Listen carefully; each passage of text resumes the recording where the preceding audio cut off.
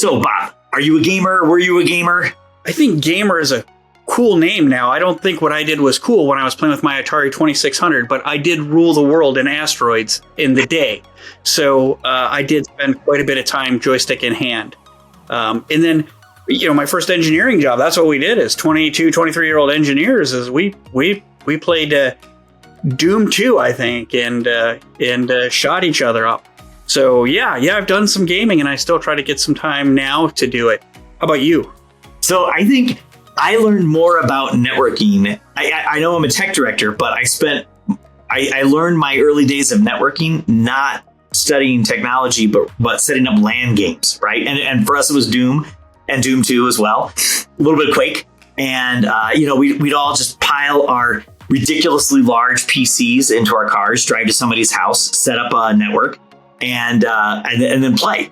And it was great. I've never done competitive gaming. My son does some of this stuff. He goes to tournaments. He every now and again comes home with a small prize. But it's I have been fascinated with how esports and gaming has grown as a very serious sort of club for student development. So I'm looking forward to our guest today. So we've got Dr. Woodruff, who's going to talk to us a lot about esports. Should be a good show. I think so too. Let's get started.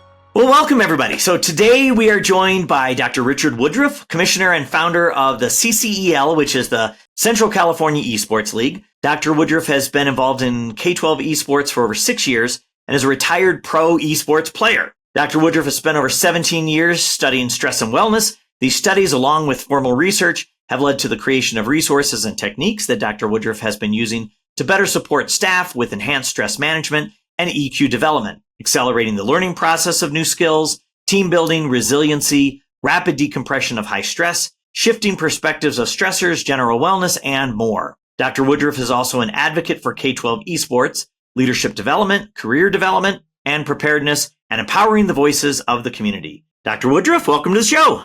Hi, thank you very much. Nice to see you all. So, Dr. Woodruff, I'm excited to get started in talking about esports. It's near and dear to my heart. Is an OG esporter in the 80s that we could talk about a little later.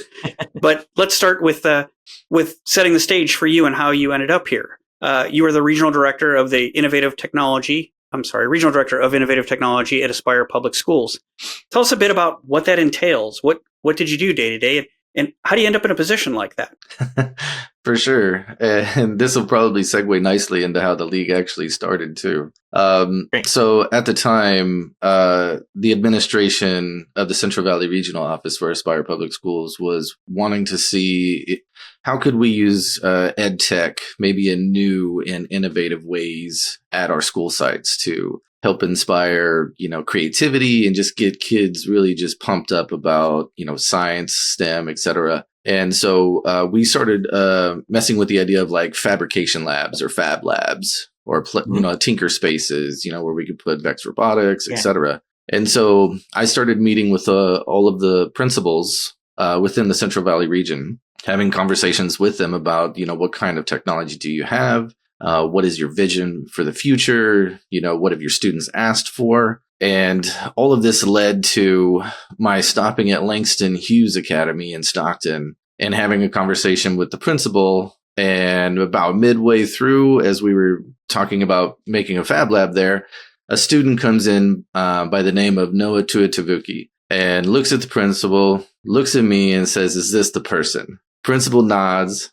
And then he said, "Can I?" Principal nods again. And the student gives me like a 30-second pitch on esports needs to be involved in schools, especially their school. And I was like, wow, this is really cool. I appreciate, how brave the student is and how passionate they are. And I said, okay, well, let me do my research. Did some research on it. And at the time, I think there was about 90 colleges and universities offering scholarships. And that was enough for me to provide additional opportunities. So I said, sure. Went back to the student and said, okay, can you create a presentation to where we could do town halls so that parents can come in, the community could come in, ask them tough questions and see if this is a fit for our community? He said, no problem.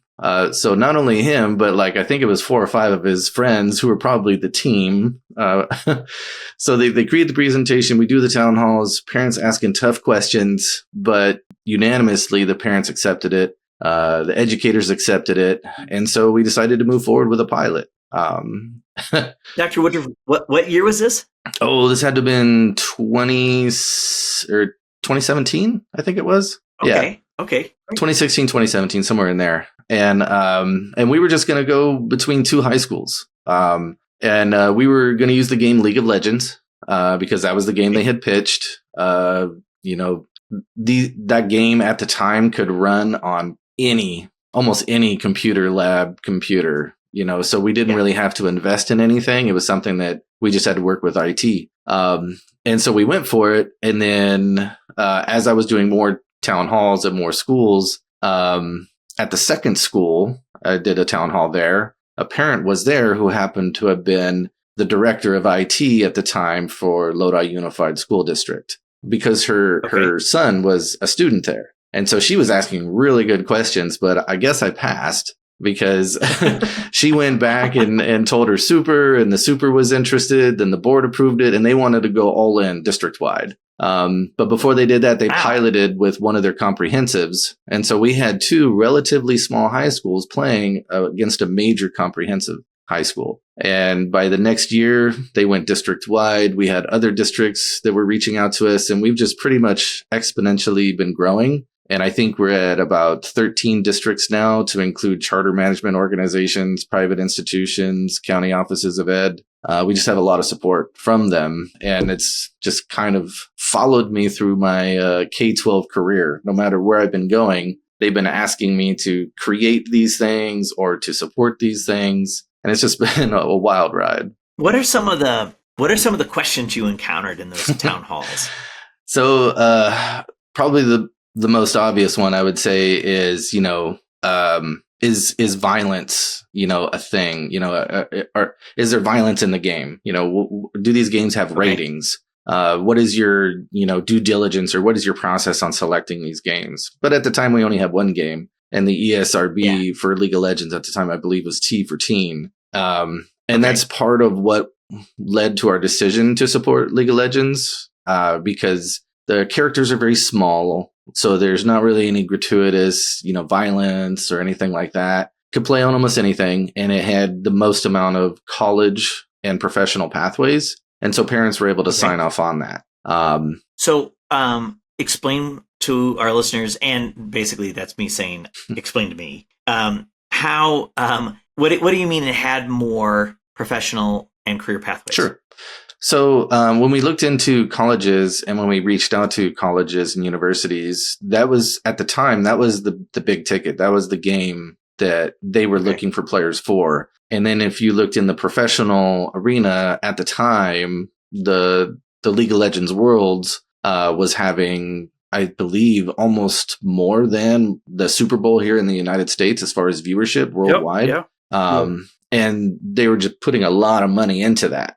And so it was a real way that our students could go straight into the pros, so to speak. And at the time, an average professional salary for an esports player of League of Legends back then was about $75,000. I think it's about $103,000 now, not just for League of Legends, but, esports in general. And so that right there seemed like a fantastic additional opportunity for our students, either to, get a scholarship or to go straight into the pros.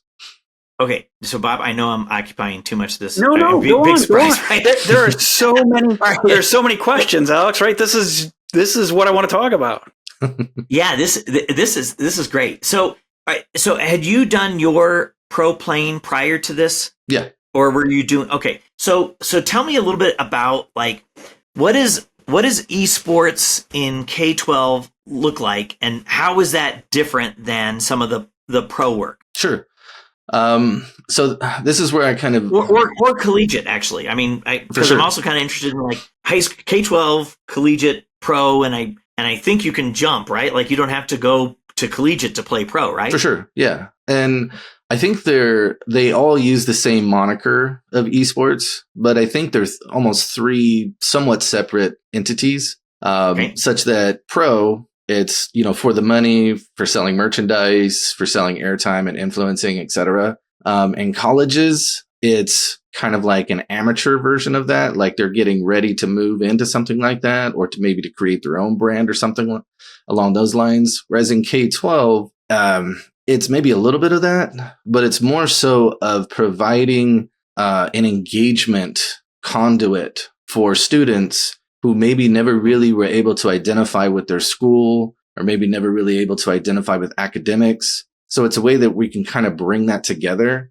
And in one of our larger districts, they just conducted some internal research, which they found that, 79% of their students who were given an opportunity to play esports said that they had never identified with their schools in any other way before then. So it's just a massive... Say that again. 79% of the students who were playing esports said that they were not that they didn't really previously have a way to connect to their school. Exactly. They hadn't gone to activities, they haven't been a part of clubs or sports or anything until that opportunity was presented. And that we see that pretty much everywhere. And, we've seen, like I've personally seen when we were first starting out, students who maybe were a bit disenfranchised with their academics. And guess what? They're not meeting requirements, so they can't play on the team. So then once they realize that is a component, they start caring more about their academics. They become more engaged. Yeah. Next season, they make the team. There's a huge celebration with the team. It's really a beautiful sight to see. Yeah. So that goes I've read several times or many times about student engagement after involvement in esports, but specifically one of the things that has come about in the schools that we work with is a crisis of attendance. Students just are not attending school in this kind of post-COVID educational environment. I've read statistics about how students attend school so they can be a part of the esports team as a not so great student in high school. I know that I was at school every day when there was a baseball game or practice, but my attendance was a little less on the spot when there weren't. So does that match your experience or research that you've had? Yeah, that's what we're seeing too. I think statewide for California, I think they're seeing like 30%, roughly 30% of students just aren't coming to school or aren't coming back to school. It's a huge challenge right now. And what we've been hearing and or seeing is that our schools that have esports programs, they're not seeing those high of numbers. Sure, they're seeing something because, we're all recovering from the pandemic. But they're seeing a lot more engagement. They're seeing a lot more attendance. And especially when the students know that you have to show up if you want to play. Because most everything we do is in person, whether at their school campus or at a championship event that we host. That makes sense. I didn't even think about that. Did you guys, we were talking about attendance in person. And then but you started these leagues before the pandemic. Did you guys continue to do these leagues remote and just play online? Okay. And then when the pandemic was over and schools are back, you really require them to be there. Yes. Right? Yeah. And so this kind of touches on some of my previous experience as a player back when I was more of what you would call an elitist jerk. We were all stars. We all were in our own lane. We only cared about what I was doing and what they were doing, never in twain shall we meet, so to speak.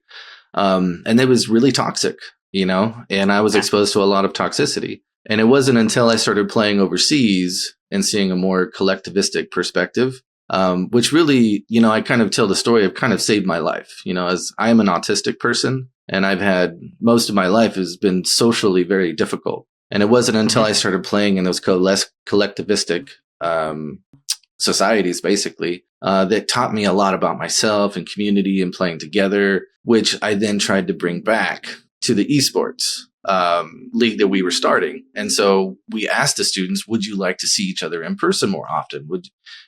How can we bring it together? And what we saw over the years is bringing the students together in person was huge. Having them play shoulder to shoulder at their campus was huge. And we even have data from that in the surveys we've done where students are actually saying, sure, I could play by myself, with my friends over the internet. But when I'm playing in person with them, it's a lot more fun. It's a lot more engaging and they feel better. That's great. So I think there's a whole part that I'd like to talk about your play professionally and overseas. And one of the aspects that parents miss and teachers miss is that you play as a team still. Like they see a kid in a basement, the cliche kid in the basement by themselves, but they're not gaming by themselves.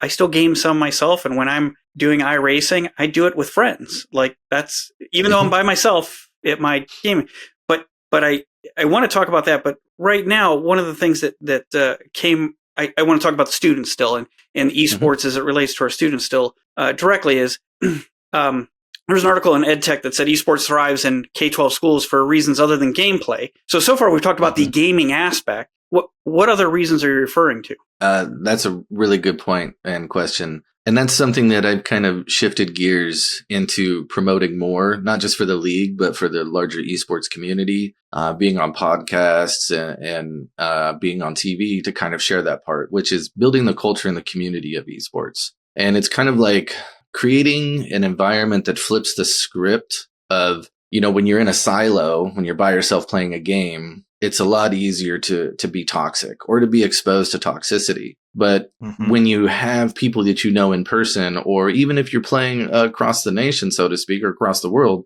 but then you see each other in person, it really helps to build that bridge to kind of remove that toxicity. And that's what we've seen with our players too. And so that's one of the reasons, why it's so important to bring them together, because they also see that they're not alone. So when we do the championship events, even if your school didn't make it to it, you're still invited. We still have, random games that they can play, random prizing they can win. So we bring everyone together, and we recommend that they wear their jerseys. And so we fill, an area of about 200 to 300 people live to where they're all seeing different jerseys, and they're all able to realize that there's this camaraderie, especially when they're seeing like a team fight in League of Legends and everything is just condensing. Just the crowd just goes wild. The shoutcasters are going wild, and it's just so beautiful. I'm getting hyped just talking about it, just because the energy I feel when I'm there. That is a huge part of, I think, what has made us successful, and what we're hoping to share with others so that they can get that. Because once the students have that and it's consistent, it becomes a part of their culture to where they know that they can express their identity more openly, and just be themselves more. Does that culture help expand to the larger school culture? So you gave the stat about the 79% of the students not feeling like they're part of the school community.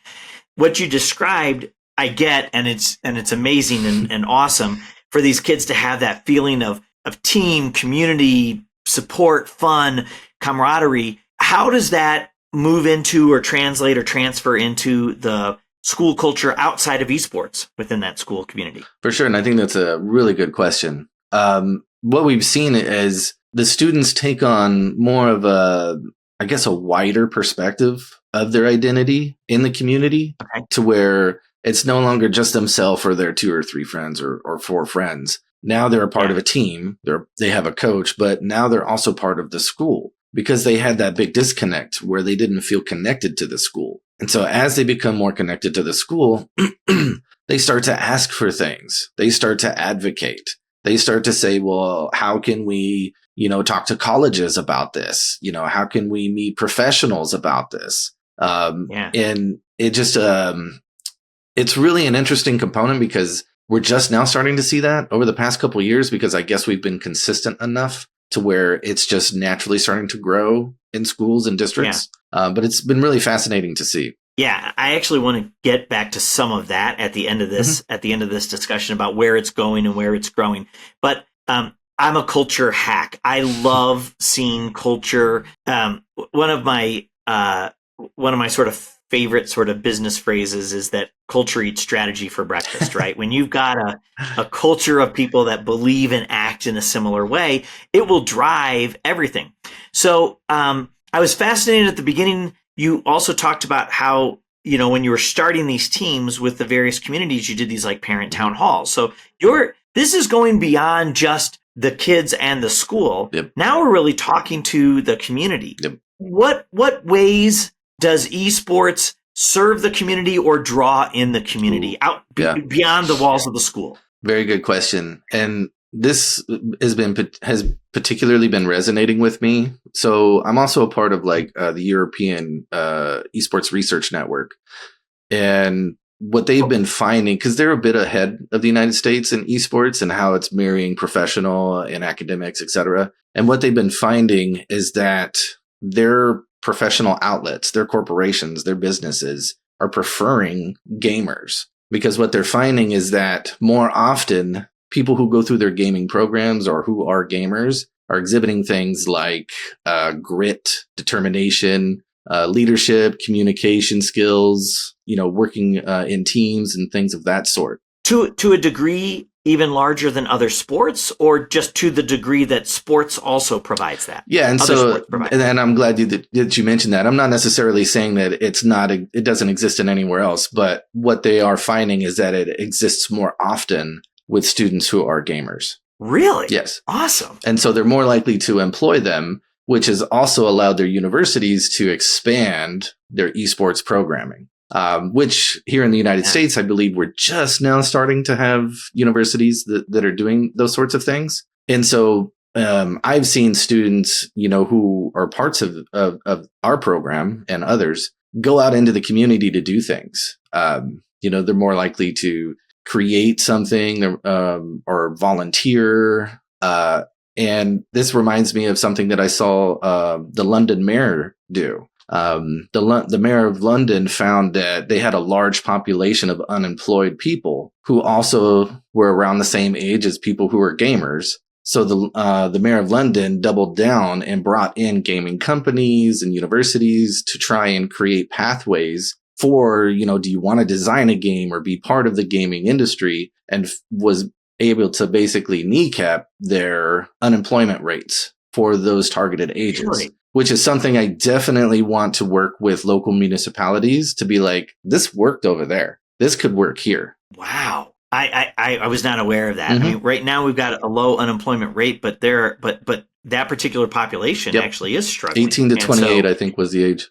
Yeah. So that is fascinating. So Alex's question kind of got us away from the game, right? How do you speak to the community about concerns, about benefits? Mm-hmm. I guess I want to expand on that away from the game for the students. In my experience in working with which is obviously not as vast as yours, in working with some schools, is that they have students who don't game at all, but they're interested in the promotion of the league or of the team or marketing of the team and getting sponsors for the team, that sort of thing. Yep. So what's been your experience with students' involvement outside of the game?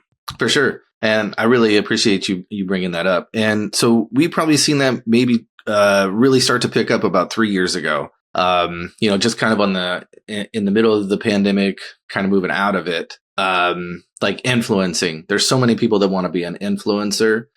And so a lot of people who, around the middle high school age, so to speak, back in the years ago, they were like, maybe I could become a YouTuber. Maybe I could become an influencer on Twitch or something. And so then they see that they have an esports team. They're like, maybe I could do this. And so we were seeing students come out saying, hey, I don't know anything about this game, but I want to be on YouTube or on Twitch. Can you help us out? And so that's one of the things that when we're meeting with principals or with coaches or whatever, when they're just starting out, is sharing with them that it's pretty easy to get into shoutcasting with like the turnkey stuff that we provide, using OBS and one mic and one camera, 2 students on a laptop, and you could be off and running. And we've seen that surge. And when I was speaking with a colleague of mine last week, our local colleges are at capacity. They don't even have enough space and enough instructors to meet that demand. And we've even been approached by recruiters saying, hey, we're looking for anything. We will give full ride, $50,000 a year scholarships for anything esports. They could be a shoutcaster, a stats runner, spirit booster, multimedia design, assistant coach, anything like that, in addition to the players. Boxlight is a go-to provider of award-winning education technology solutions and services across key product categories that work seamlessly together to enhance teaching, learning, alerting, and device management.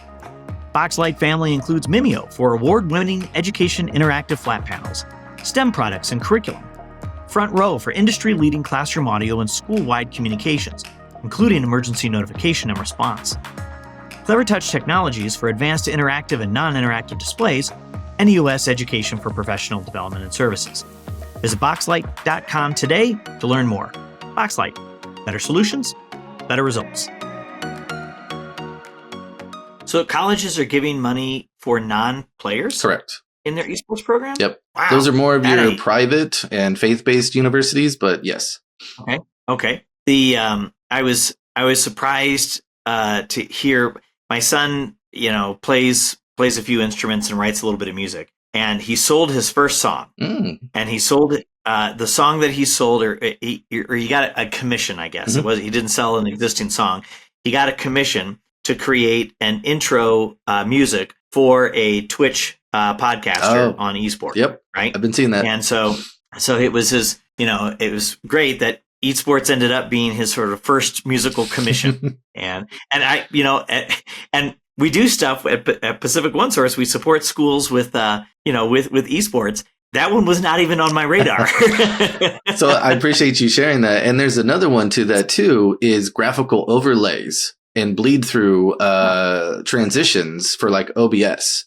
I know of a couple of artists that's all they do. They're making a living just creating those overlays and those template covers, and the cool stuff that you see when you're watching a streamer are designed by multimedia artists, and that's all they do. And they're making a good living doing it.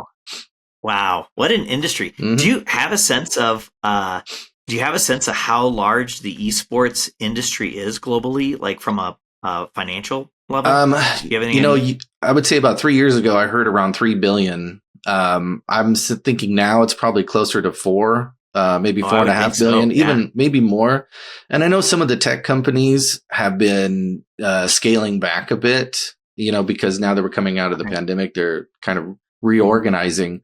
But I think this is just maybe a lull for them, just kind of a slight dip, because what we have found, like when we first started, 6-7 years ago, we found that about 30% of our players were what you call hardcore, playing 20 hours a week or more.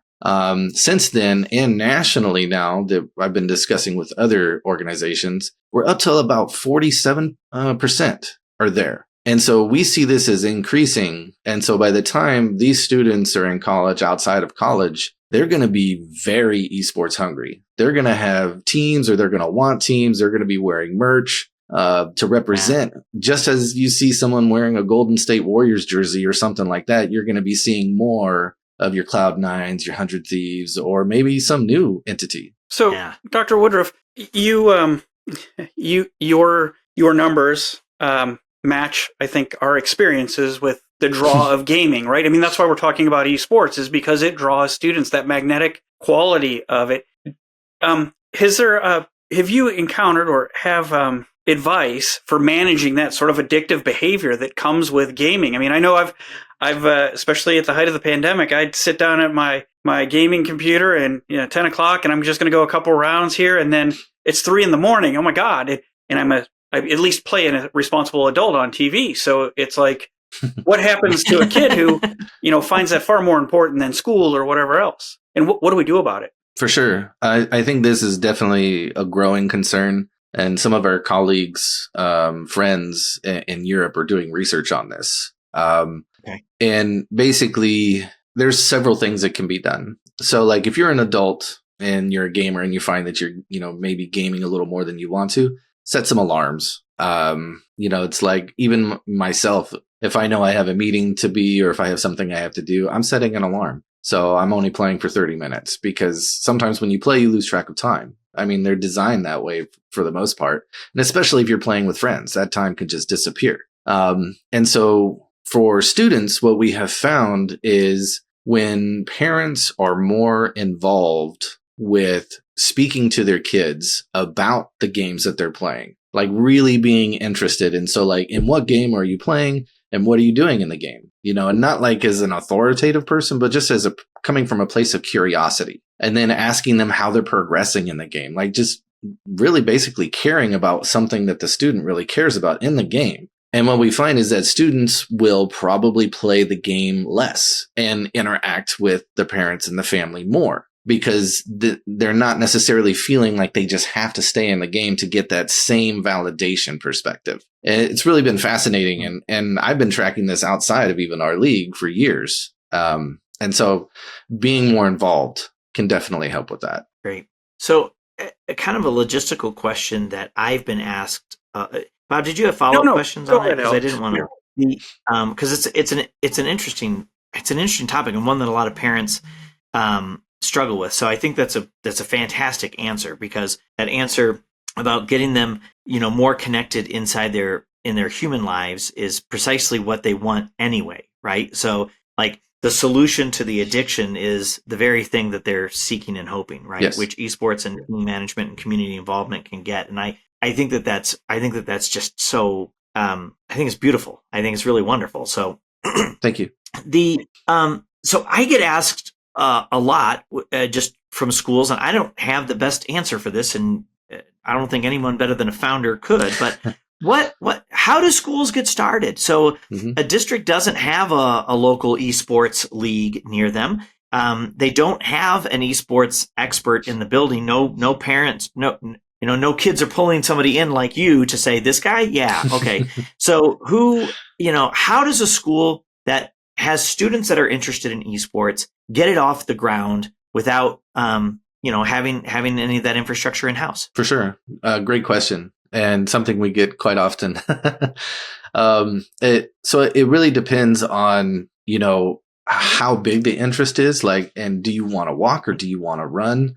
So something that we're trying to develop within our league is creating kind of like an academy, if you will, like an offshoot to where alumni players from our program and from local colleges can come and kind of be like assistant coaches to where they can go and basically get the experience they need or want by supporting other schools, other districts, and other places around the country to how do you get this off the ground. And these players are super passionate. They're super driven. And that's what you need to kind of get the sis boom ba to get the culture going. And as far as, investment, it could be very minimal. Typically it could be, existing infrastructure that they have. Or maybe they need to invest in a little bit. And so sometimes when we find that they need to do investments, that's when we can bring in the dual purpose of the machines, such as for CTE pathways, for design and things of that sort. And there's a ton of grants that are out there for that.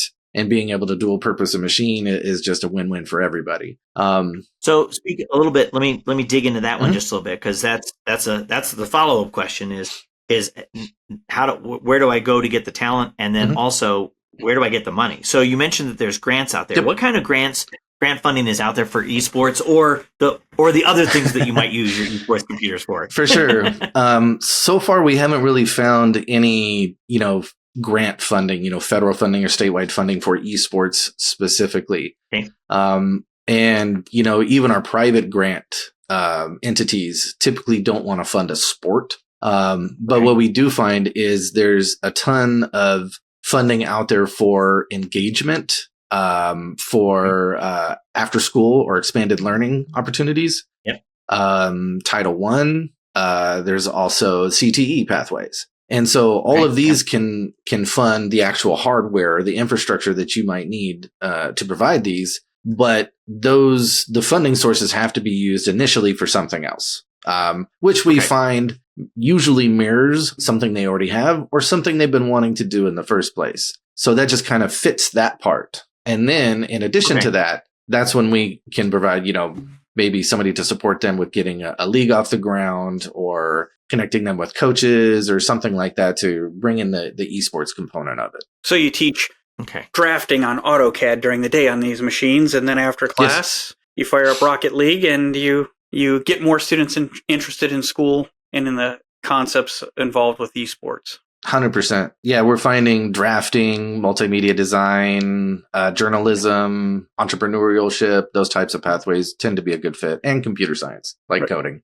And you use like Perkins funding and those kinds of things for this kind of stuff? Okay, that makes sense. Okay, since we have broken a little of our rhythm here, I've got a question. I would like to talk a bit about your experience as a professional esport competitor. How did you get involved? And you're not esports is relatively young. I will make no guess on your age, but I think you've well past high school. How did you get started, and what was your path? Sure.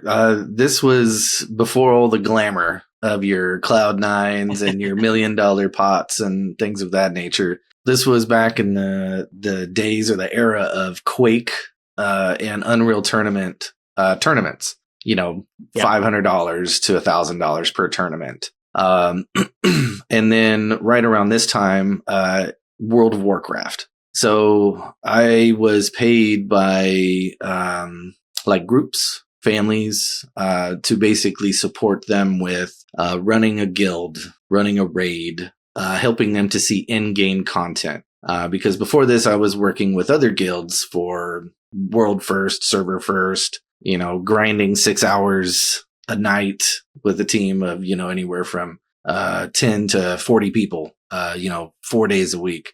So a lot of time I was spent honing my skills so that I could then work with, families to show them a good time, basically. And I honestly can say I had way more fun with the family feel rating and in-game content than I ever did, trying to go for the first spot. And with some of those, so these family supports, this family support, this was like you helping kids sort of learn how to be successful gamers. Yeah, is that kids, like parents, sort of coaching the whole family? Yeah. Oh, kids and parents. Yeah. That's awesome. That's awesome. Yeah, I'm not sure my wife would want that, but my kids would love that. Well, it works out for everybody, because if they're bringing somebody in that's kind of, at the time we called it hard carrying, where basically somebody like myself might be picking up the slack on like 3 or 4 roles so that maybe people who are not as experienced can still do things. But that meant that we would finish things faster so that they can go back to real life faster. I see. Oh, yeah, that's good. I like air quotes on real life. Okay, there's a gamer for you when real life gets air quotes and the gaming doesn't.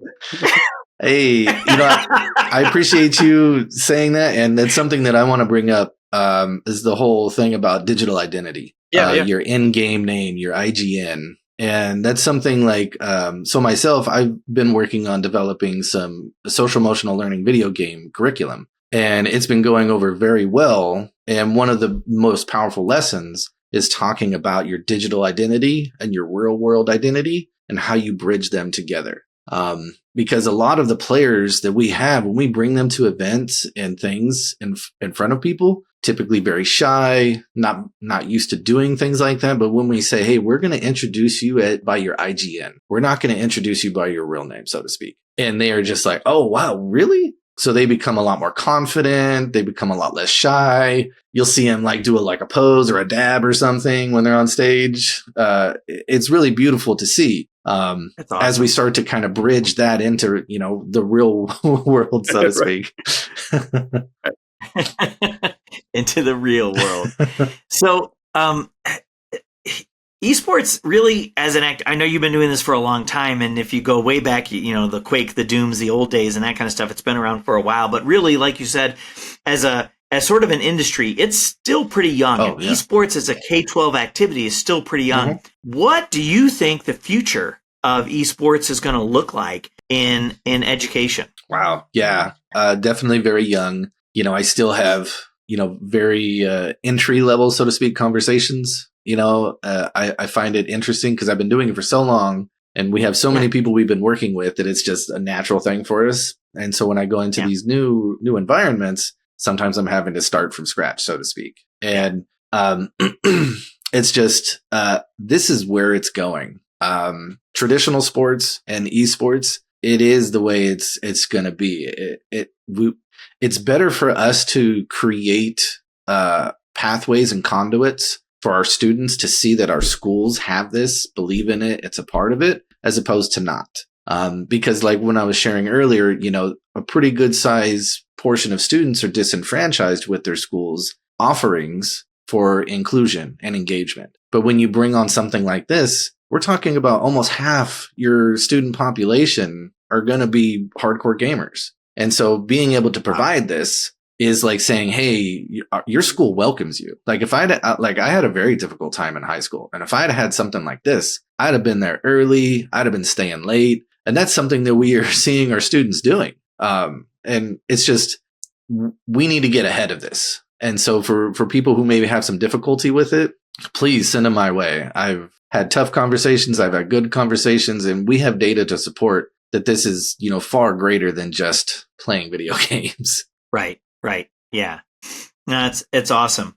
So we want to we wrap up all of our interviews with the same 2 questions or variations thereof, because we want to make sure that one is more for fun and the other is for making sure that we give actionable information to the folks who listen to the show. So first, kind of who in the world of EdTech or education would you most like to take to lunch? That's a good question. I've been toiling on this one. I think it's kind of split between 3 different professors. So I'll just share them. So there's Tobias Scholz of University of Agder, I believe is in Norway. Professor Andy Maya of the University of Salford, I believe is in the UK. And Professor Chris Anderson, who's a professor at Toronto Metro University. And they're all doing super amazing things. Like Tobias Scholz is a part of like a startup called Metagame, which are doing really cool things with, gaming and business and academics, just kind of blending them all together. Which I believe most of the work they're doing is in Germany, which is really cool. Right. And Andy Maya is all over the place. I see Andy Maya everywhere. He's very charismatic. He's very good at getting the students pumped, and he's developed a lot of programs and inroads for a lot of other people to kind of borrow from. And Chris Anderson kind of doing the same thing, but in Canada. And he's connected with like Red Bull and a whole bunch of other things, really kind of trying to flex and stretch how esports can be connected with, universities and professional and influencers and things of that sort. So any one of them would be cool. And they're awesome. They're all nice enough and approachable. So I've talked with them through LinkedIn, but I haven't had lunch with them. Well, and imagine if it was the 4 of you, right? Oh, Can you imagine what that lunch would be like? We'd probably create a tech startup, honestly. Before the end of lunch. So what are some resources that you can point to that our listeners can go and pursue in their own interest with esports? For sure. I would say probably the most powerful that I have found is on LinkedIn. Hit up LinkedIn, start searching for anything esports. There's a ton of them out there. I'm probably a member of like 10 or so pages. One that really is resonating with me right now is Hitmarker. They tend to show like what's happening in the gaming industry, also like connecting people with internships and new jobs that are available. And they're really good about being consistent with new information. So almost every day I'm seeing something new from them. I'm like, oh, this is a new way to use the Unreal Engine, or to use Unity or something like that. And, oh, look what this person is developing over in Japan on this. It's just really cool. Oh, wow. Yeah. Do you have to already be pretty skilled to get in there, or do you think that that LinkedIn is still a resource for somebody who's sort of growing into that space? Oh, that's a good point. Yeah, I think you would have to spend some time in LinkedIn to kind of, understand how to search for things and be connected with things and get into the right algorithm, so to speak. Yeah. But yeah, I imagine Hitmarkers also, you could probably Google it. Let me just check real quick. Yeah, there you go. Gaming and esports jobs. Yep. And that should connect you with a whole bunch of things too. Oh, that's awesome. Awesome. Well, Dr. Woodruff, thank you so much for joining us today. This was a ton of fun. Bob and I kind of geek out a little bit about our old school LAN war days. Oh, yeah. And I did some LAN. And so this was great to sort of see how it's matured and see what a powerful impact it is having on kids' lives. Yes. I mean, that is certainly the most exciting part about all of this. So thank you so much for joining us. Thank you for having me. This was a lot of fun. It was a great time having you. I really enjoyed this conversation. Seems like there could be so much more still to talk about esports and students, and I'm sure there will be. For sure.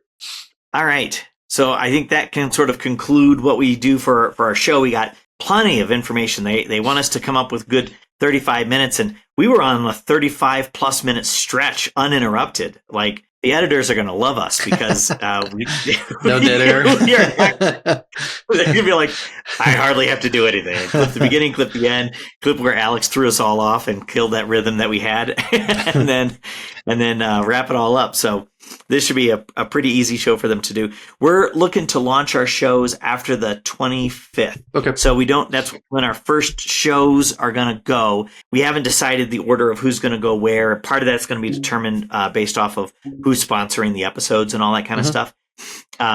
So when we know when your episode is going to air, we'll definitely reach out to you and let you know. But Dr. Woodruff, this was great. Thanks so much. This was a lot of fun. I just really enjoyed the conversation. Yeah, me too. This is a lot of fun. Both of you are fun to conversate with. So I appreciate that. So, Alex, I'm wondering, are we cooler now that we know a retired esports professional? Oh, absolutely. I'm using that like in my very next conversation. Totally dropping that. It's just fascinating to talk to Dr. Woodruff about all the things related to esports that you may have never considered.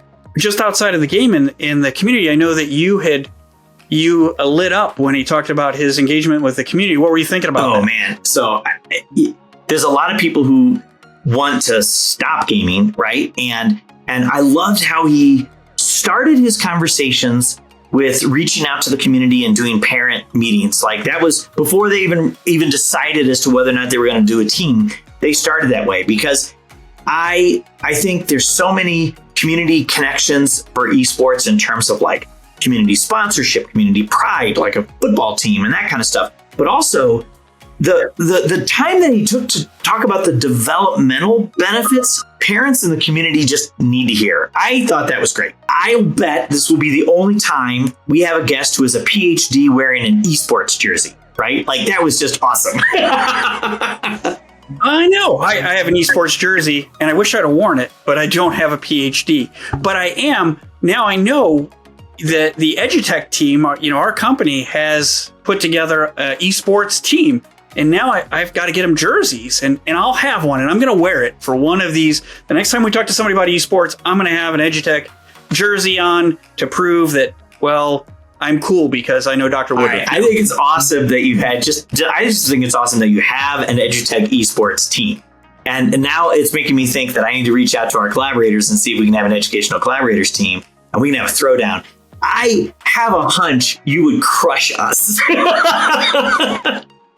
I told our team when we formed it, if they don't dominate, I don't know who they are. So we're going to be taking on all comers. Well, if we stick with something like League of Legends or something like that, you'll probably crush us. But if we go back, I know you said you were the asteroids, the king of the asteroids universe. But if we go old school, I may have some serious contenders.